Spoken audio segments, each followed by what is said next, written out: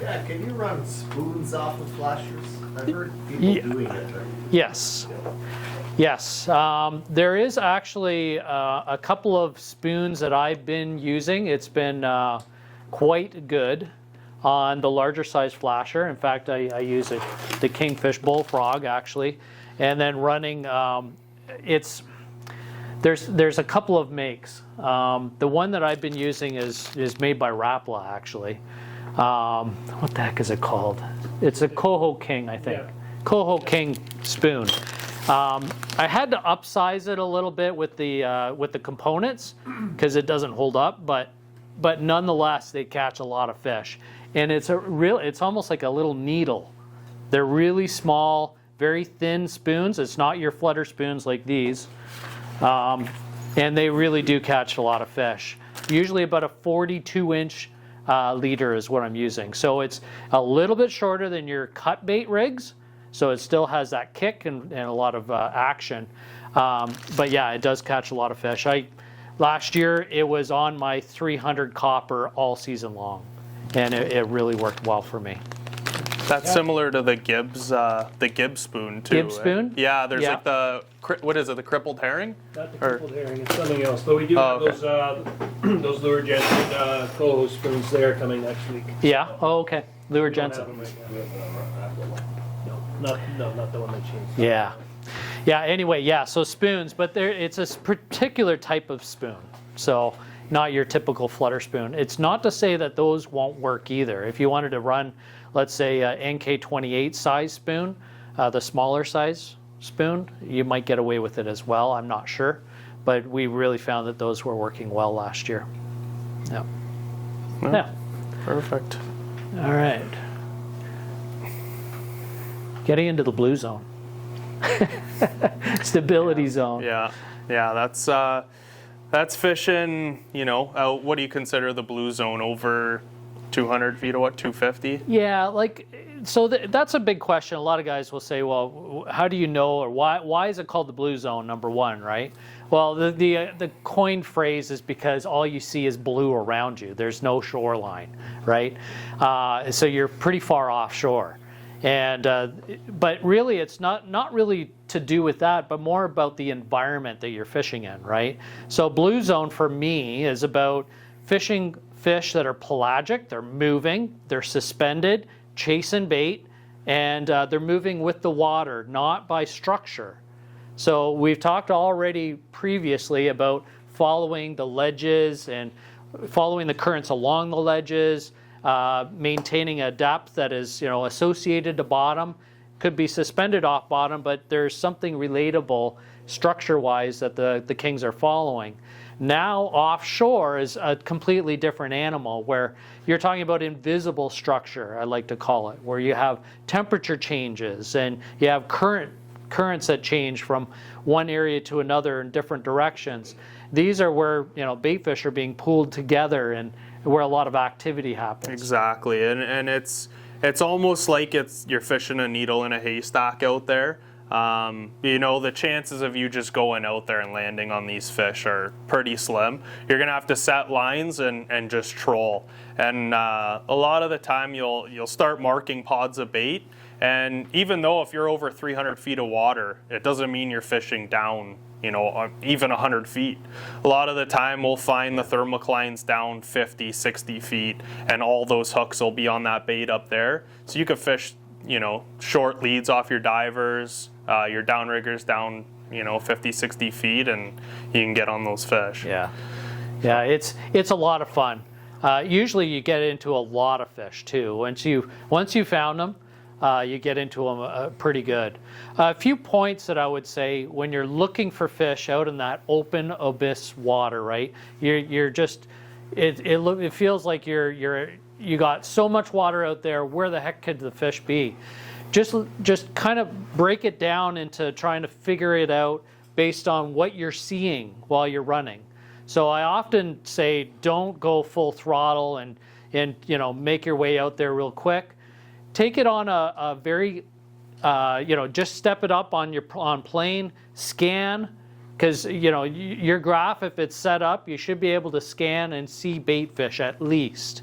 If your screen goes blank, that means your transducer's not set right. We talked about this in previous seminars that Martin can help you to set that properly on your transom.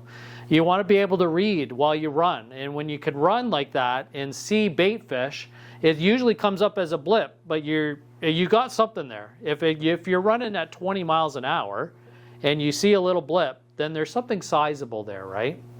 So you can slow down, scan a little bit, and then pick up and go again if you didn't see what you wanted. But there's other cues too, like look for birds. I can't say enough about I'm watching birds, and if they're sitting, they're usually not feeding, but if they're flying, they're searching. And if they're flying in one area and there's a bunch of them, that's really a good cue. So just keep your eyes open and watch for the texture of the surface of the water, especially in early part of the summer, where the thermocline could be 20 to 30 feet down. But you have this kind of a change in texture on the surface, where you'll see that there's a bit of a change in a rippled area, maybe a 1 foot chop that goes completely flat. Well, there's a huge change there of temperature, and that temperature band could have came up to the surface, and that's where the fish have run out in the middle of nowhere, 350 feet of water, and you got this band of water that's completely unique. So slow down and look at it first before you set up. I find this, you will get it on the South Shore as well, where you can run out to the blue zone. But I want to talk about fishing, where that map is there. That's straight off Cobourg. Have any of you guys fished Cobourg before? No? So fishing off Cobourg, a lot of that North Shore, it's not like the South Shore or Brawny or anywhere else where you can just drop lines. And if you start trolling out, you'll hit that 200 feet of water pretty quickly. Over there, it'll take you forever. So that map there shows it's 14 miles out offshore. Straight out 14 miles and you're hitting like 280 to 300 feet of water. So you got to pick your days. But Cobourg's like nowhere else. Cobourg, especially in August. So like we fished there mid-August, and you can have a stager bite going at Port Hope, which is some of the best. That'll be the best stager fishing you'll ever fish in your life. But you could have that stager bite going, and there'll still be mature fish out in 400 feet of water. And that's where a lot of those like 28 to 35 pound kings are caught, is out in 350 to 400 feet. And that's the thing too, there off Cobourg, you do get underwater islands. You'll get them out in 250 feet of water. So it'll be like 250 all around, and all of a sudden it'll come up to 90 feet of water. Wow. And it's nothing like fishing over here. So like you were saying, over here, you're not fishing structure. You're fishing more of like temperature and currents. Over there, I find everything has to do with structure. It's like you're fishing a different lake. So if you go on your graph, if you guys plan to go out there and you go on your graph, you'll see all the breaks on your graph over there. And wherever you see breaks, chances are there's fish holding on them. And whether it doesn't mean they're holding, down on the break, but it could be something to do with the way the current's hitting it. It's bringing fish in, it's attracting them, and bringing the bait fish in as well. So it's definitely scary out there going that far out. You literally don't see anything. But there, if you get on a pot of bait out there, you can do the fishing's crazy. You can't keep rods in the water, and we're talking like they have got massive cohos over there. You're getting 15-pound cohos. You're getting kings upwards of whatever size, like 30 up to 30 pounds. So it's a different world over there for sure. That is usually mid-August. Yeah, mid-August.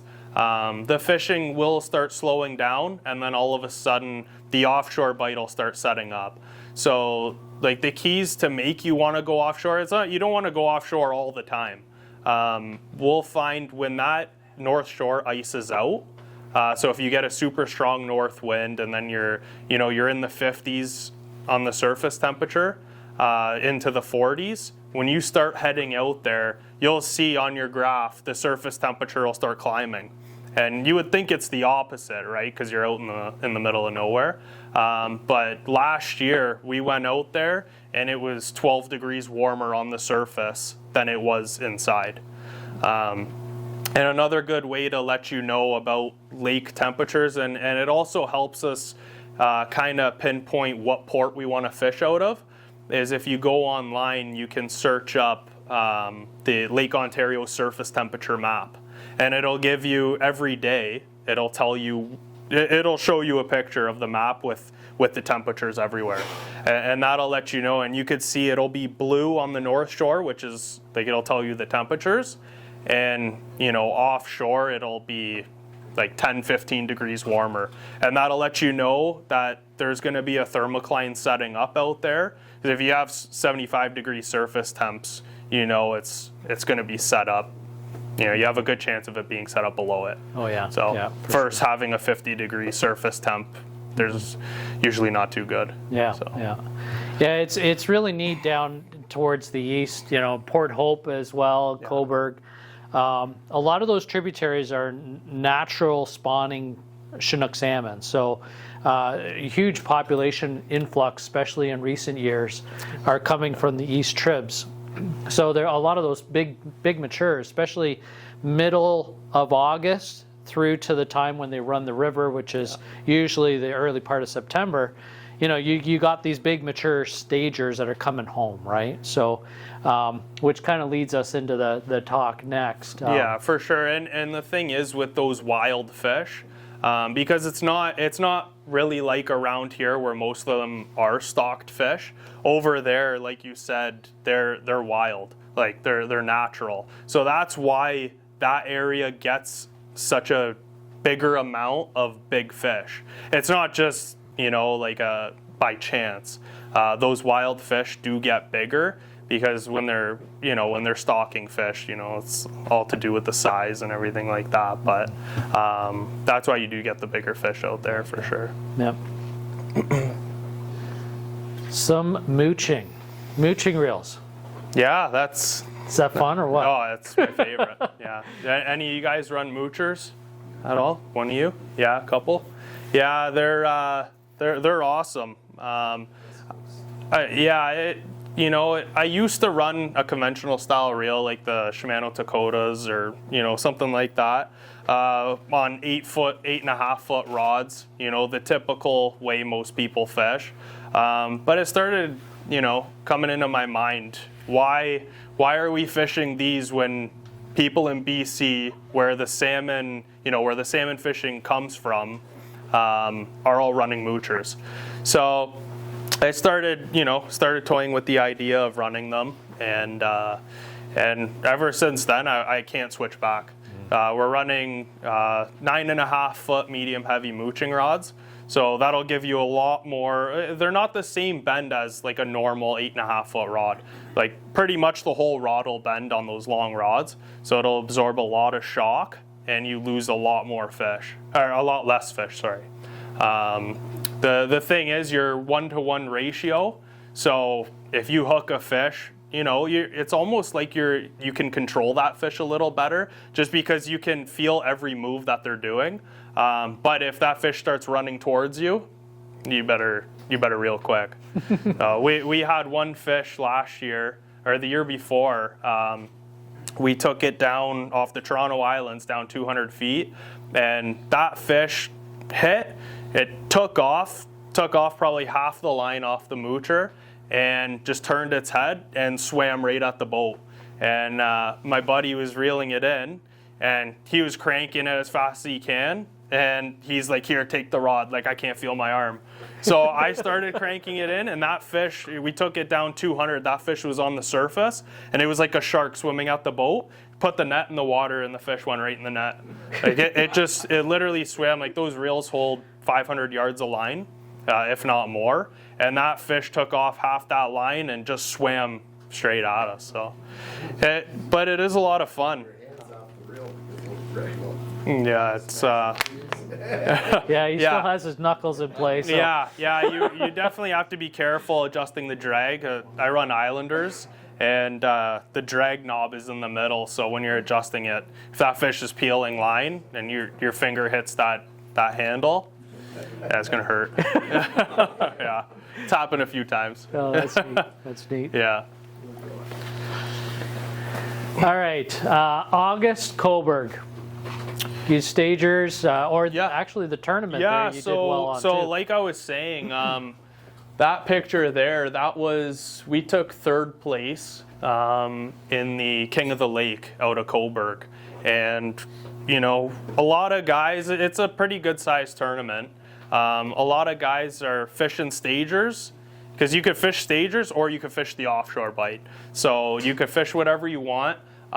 We were one of the only few boats that ran offshore. Everybody decided to hang in. You know, it's like a gong show at Port Hope. You're fishing under 50 feet of water, and you're hoping to get those few bites. The problem is, once that sun comes up, you know, that bite gets a lot tougher, and during a tournament, everybody's grinding. Like, no one's out there. You're not leaving, right? Because you're out there till, you know, 2, 3 o'clock, depending whenever the tournament goes to. So we made the call. One of my buddies, he's a charter captain out of Cobourg and guided lines sport fishing, and he let us know. He's like, I'm just letting you know there's an offshore bite out there. So it was the Friday night, and we said, you know what, the weather's going to be good, the winds are going to be good, let's make the run. So we made the run out there, and we landed on an insane amount of bait fish. And as soon as we dropped lines, every rod was firing.